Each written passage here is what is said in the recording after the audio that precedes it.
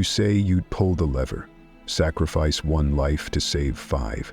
You say you'd make the rational choice, but if that one life were your brother, your child, or even just a face, something shifts. That's the lie. The lie isn't in what we do, it's in what we tell ourselves about what we would do. The trolley problem has haunted philosophers for decades. A runaway train, 5 people tied to the track, a single switch. If you flip it, one person dies. If you don't, 5 do. Sounds easy, right? Utilitarian math. But here's the twist. Change one detail. Make you push someone instead of pulling a lever, or make the victim someone you love, and the whole house of ethics comes crashing down. So, why do we judge others differently than ourselves in moral dilemmas? Are we wired to contradict ourselves when ethics get personal? And how do culture, bias, and survival instincts distort what we call right? In this video, we're going deep into the dark psychology of moral reasoning. You'll see how your so-called moral compass is more like a spinning top, hacked by emotions, rewired by culture, and lied to by your own brain. We'll look at real neuroscience experiments that manipulate ethics with magnets. We'll explore how ancient tribal survival still infects our decisions. And we'll break down why you and everyone you know are walking contradictions when it comes to morality. This isn't about trains, it's about truth, and the disturbing possibility that what you think is right may just be what helps you sleep at night. Let's begin. The trolley problem is simple, until it isn't. It began in 1967 with philosopher Philippa. A runaway trolley is barreling down a track toward 5 people. You're standing beside a lever. If you pull it, the train diverts onto another track where one person is tied down. Do you act? Most people say yes, but when Judith Jarvis Thomson rewrote the scenario just a few years later, things got uncomfortable. Now you're standing on a bridge, next to a heavy man. The only way to stop the trolley is to push him onto the tracks. His body will halt the train, saving 5 lives. Do you do it? Suddenly, almost everyone says no. The math hasn't changed. The outcome is the same. But the method, pushing instead of pulling, strikes something deep inside us. And that's the crack in the surface. You see, we like to believe we're consistent, that our ethics are stable, that we have some kind of built-in moral compass guiding our choices. But every time that compass is tested, it spins, because morality isn't mechanical, it's emotional. Cognitive neuroscientist Joshua Greene scanned people's brains as they answered these dilemmas. When they considered pulling a lever, an impersonal action, their logical centers lit up, the dorso-lorado prefrontal cortex. But when asked to push someone to their death, it was emotion that took control. The amygdala, the brain's fear and empathy center, flared like a warning flare. Greene's conclusion was clear. We don't think our way into morality. We feel our way into it and then justify it afterward. This is the dual process theory of moral judgment. Our brains run on 2 systems, one fast and emotional, the other slow and rational. System 1 reacts, System 2 explains, but by the time logic enters the room, emotion has already sealed the door. This is why you might pull the lever for a stranger, but freeze if the victim is someone you love. The rational part of you calculates lives, but the emotional part sees a face, a connection, a cost. It gets worse. We judge others differently than we judge ourselves. It's called actor-observer bias. When others make moral mistakes, we see them as cold, reckless, or cruel. But when we make them, we excuse ourselves with context. We were under pressure. We meant well. We had no choice. That's why condemning someone else for pulling the lever is easy. But when your hand's on the switch and you feel the weight of one life pressing against your conscience, that clarity disappears. The trolley problem exposes this fracture. This divide between who we say we are and what we actually do.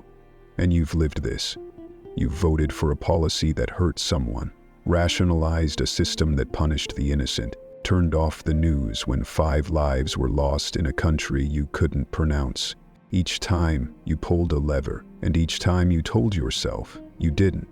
Alexander Solzhenitsyn once wrote, "The line separating good and evil passes not through states, nor between political parties, but right through every human heart." It's not just a quote, it's a diagnosis. You aren't consistently good, neither am I. No one is. Our moral compasses are calibrated not by truth, but by fear, loyalty, convenience, and survival. We've built entire legal systems, political platforms, even religions on the myth that people make consistent ethical decisions. But they don't. We don't. And maybe we never did. If this shakes something loose in you, if part of you is beginning to see the cracks in the stories we tell ourselves about being good, then I want you to stay with me. Subscribe to this channel. This is where we go when the easy answers fall apart. We question what others won't. We peel back the mask of reason to reveal the strange, shadowed thing underneath. Click subscribe, then take a breath, because it only gets darker from here. The scariest thing about morality isn't that we sometimes get it wrong. It's that we're not even the ones making the decision. You might think your ethical instincts are your own, shaped by values, rationality, maybe a little empathy, but the truth is stranger. Your moral judgments are being manipulated by biology, culture, and ancient survival reflexes you don't even know exist. But let's start with your brain. In 2010, neuroscientist Leanne Young and her team at MIT conducted a chilling experiment. They used transcranial magnetic stimulation, TMS, to temporarily disrupt a part of the brain called the right temporoparietal junction. This is the region responsible for processing other people's intentions. What happened? When participants' RTPJ was disrupted, they started making moral judgments based only on outcomes, not intentions. In other words, their ability to empathize or interpret motive disappeared. If someone caused harm, even by accident, they were judged as evil. Think about that. One zap to a specific brain region, and your entire moral framework collapses into raw consequence. It means your ethics are not stable principles. They're neural circuits that can be broken, rewired, or overridden. And if they can be manipulated that easily, how real are they?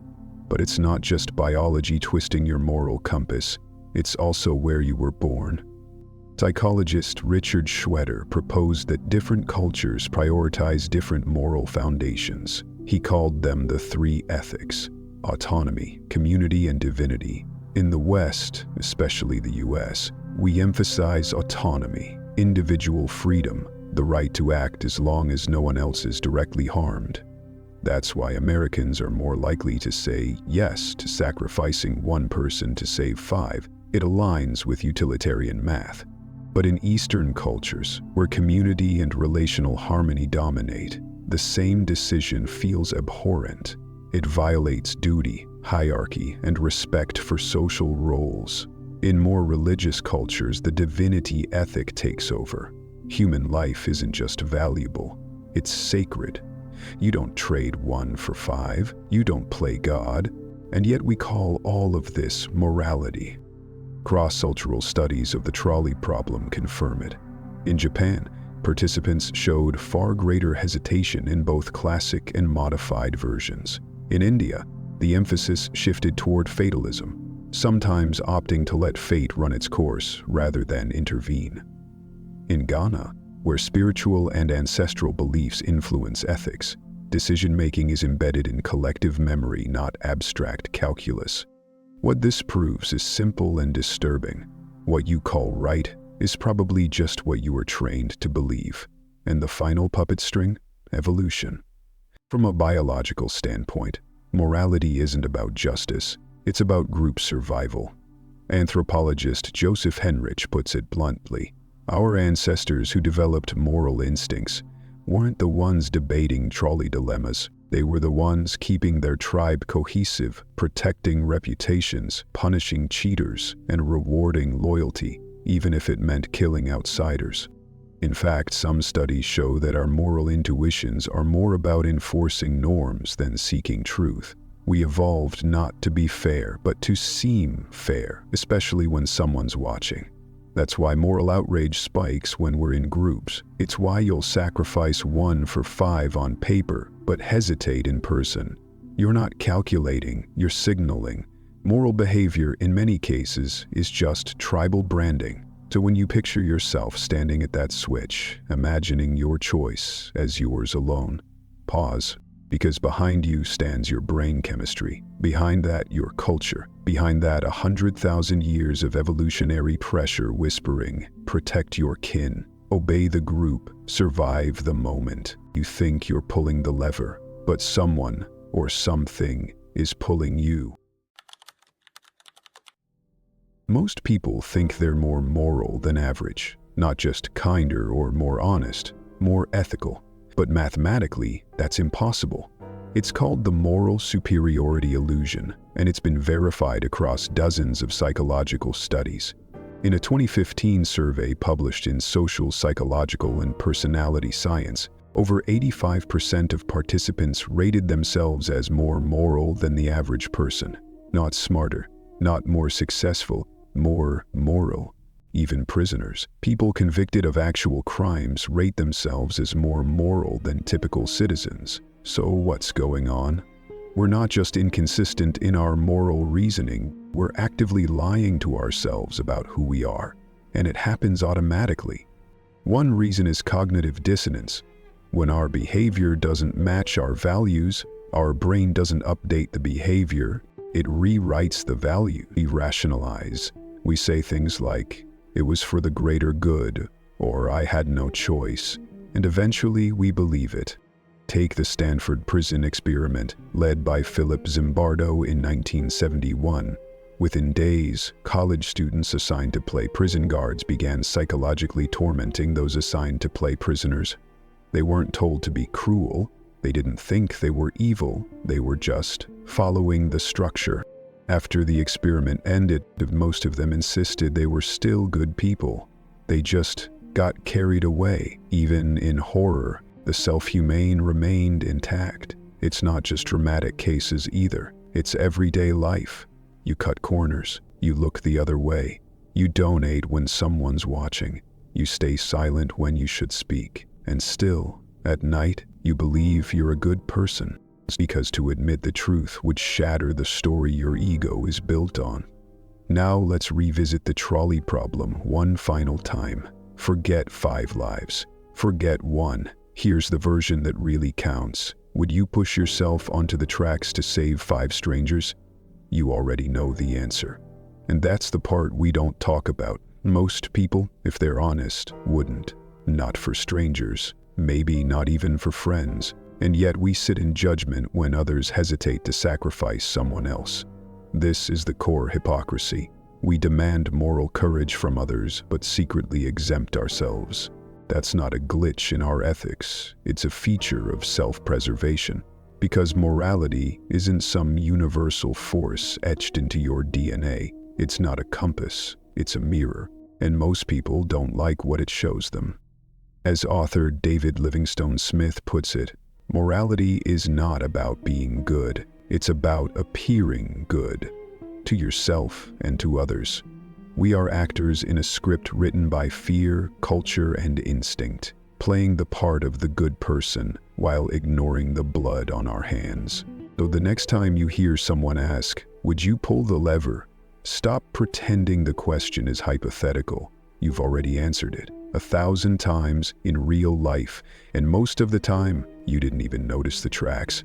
If you've made it this far and you still haven't subscribed, now's the moment. This channel isn't about outrage or virtue signaling. It's about peeling away the illusions, layer by layer, until what's left is raw, uncomfortable, and real. If you're someone who would rather face the truth than feel good, you're exactly who this is for. Hit subscribe. The next dilemma is already coming, and you won't see it until it's too late. The trolley was never real. There is no switch, no track, no screaming victims. It's a myth, a parable for the modern age, like Pandora's box or the Garden of Eden. It asks a question we don't know how to answer. What kind of God do you think you are? Because make no mistake, every time you judge a life's worth, you step into godhood. And every time you refuse to act, you let fate become your religion. That's what makes the trolley problem so devastating. It's not about logic. It's about responsibility. You want clean hands, so you outsource morality to rules, to ideologies, to someone else's ethics. But the question never leaves. It waits. And when the time comes, it won't look like a philosophy exam. It'll look like a choice between telling the truth or staying quiet, between risking something or letting someone else fall. There is no right answer. There never was. And yet, how you answer tells everything. So now that the train has passed, what's left? First, your morality is unstable. You may think your values are fixed, but they aren't. They bend with emotion, snap under pressure, and warp in the presence of culture and fear. That doesn't make them meaningless, but it does make them fragile, and anything fragile should be handled with doubt, not dogma. Second, you are biased toward yourself. You excuse what you'd condemn in others, you justify your missteps, downplay your damage, and decorate your reflection with stories that make you feel good. If you don't confront this, you'll keep choosing comfort over clarity. You'll keep pulling the lever for the wrong reasons and still call yourself the hero. And third, survival is not the same as ethics. What keeps you alive, popular, or safe often demands someone else's silence or sacrifice.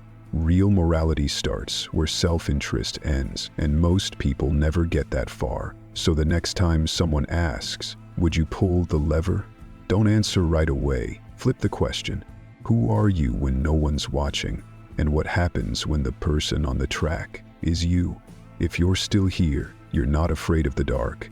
You're one of us. So subscribe if you haven't yet. This channel isn't for those looking for clean answers or comforting illusions. It's for those haunted by the right questions. Watch the next video. The trolley never really stops.